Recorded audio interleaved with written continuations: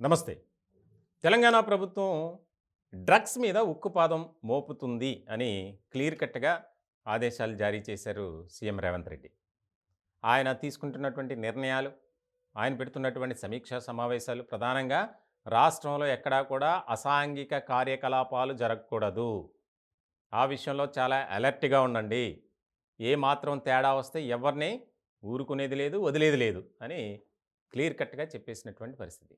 ఇలాంటి నేపథ్యంలో హైదరాబాద్ పరిసర ప్రాంతాల్లో గంజాయి అలాగే డ్రగ్స్ వినియోగం సరఫరా ఎక్కువైపోతుంది అనే దాని మీద ఫోకస్ పెట్టినటువంటి రేవంత్ రెడ్డి గారు దానికి సంబంధించి కీలకమైనటువంటి అధికారులను ఆ విభాగాలకి పంపించారు. దానిలో భాగంగానే సందీప్ సాండిల్య, ఆయన ముఖ్యంగా తెలంగాణ నార్కోట్రిక్స్ బ్యూరో చీఫ్గా ఉన్నారు ఇప్పుడు ప్రజెంట్. ఆయన ఆల్రెడీ 2 పర్యాయాలు సీఎం రేవంత్ రెడ్డి గారితో భేటీ అయ్యారు. రాష్ట్రంలో ఎలా ఉంది పరిస్థితి ఏంటనే దాని మీద కూడా ఒక రిపోర్ట్ ఇచ్చారు. ఇలాంటి నేపథ్యంలో హైదరాబాద్‌కి సంబంధించిన కొత్తగా వచ్చినటువంటి సిపి శ్రీనివాస్ రెడ్డి, ఆయన మొదటి ప్రెస్ మీట్‌లో కూడా డ్రగ్స్ మీదే, గంజాయి మీద వీట్లి మీద మాట్లాడారు.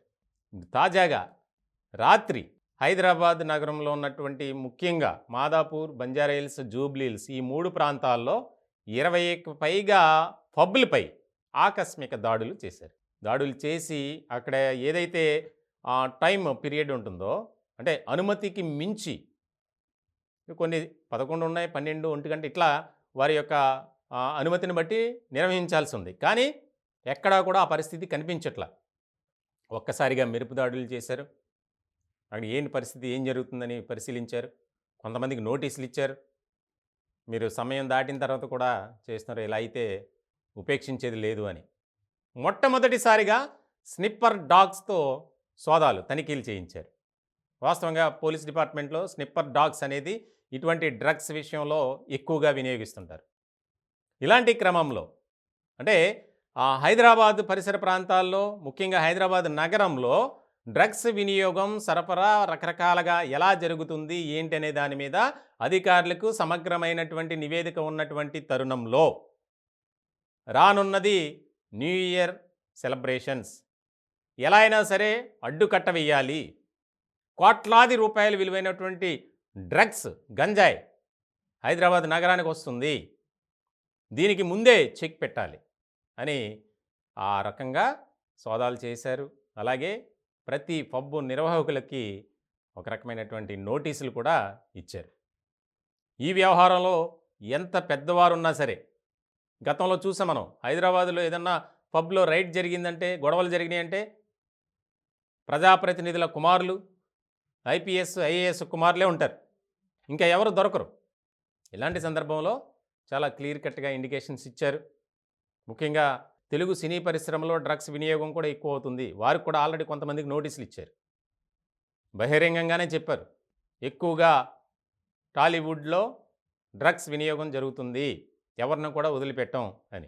ఇలాంటి క్రమంలో రాత్రి జరిగినటువంటి ఏదైతే తనిఖీలు, సోదాలు ఉన్నాయో, డ్రగ్స్ అయితే ఎక్కడ దొరకలేదు. కానీ మితిమీరిన మద్యం సేవించి అక్కడ ఉన్నటువంటి యువత ఏ విధంగా పాడవుతుంది, ఏ విధంగా అశ్లీల నృత్యాలు, వీటన్నిటికీ సంబంధించి చాలా స్ట్రాంగ్ వార్నింగ్ ఇచ్చినట్లు కూడా మనకు తెలుస్తుంది. దానికి సంబంధించినటువంటి ముఖ్యంగా ఎప్పుడూ కూడా ఏదైతే మీకు టైం లిమిట్ ఉందో ఆ లిమిట్ లోపే ఖచ్చితంగా క్లోజ్ చేయాలి, లేదంటే వెంటనే సీజ్ చేయడం జరుగుతుంది.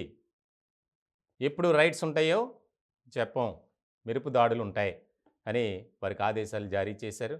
ఇప్పుడంతా తెలంగాణ వ్యాప్తంగా ఒక రకమైనటువంటి చర్చ జరుగుతుంటే, హైదరాబాదులో పబ్బులపైనగా పెట్టినటువంటి పోలీసులు చాలా అంటే స్నిప్పర్ డాగ్స్తో ఎందుకు సోదాలు చేయించారు అంటే, పబ్బుల్లో అక్కడక్కడ డ్రగ్స్ దాయటం దంద చేస్తారు. కానీ ఆ డాగ్స్ ఎక్కడున్నా సరే దాని భరతం పడుతుంది. దాని స్పెషాలిటీ అదే, స్నిప్పర్ డాగ్స్.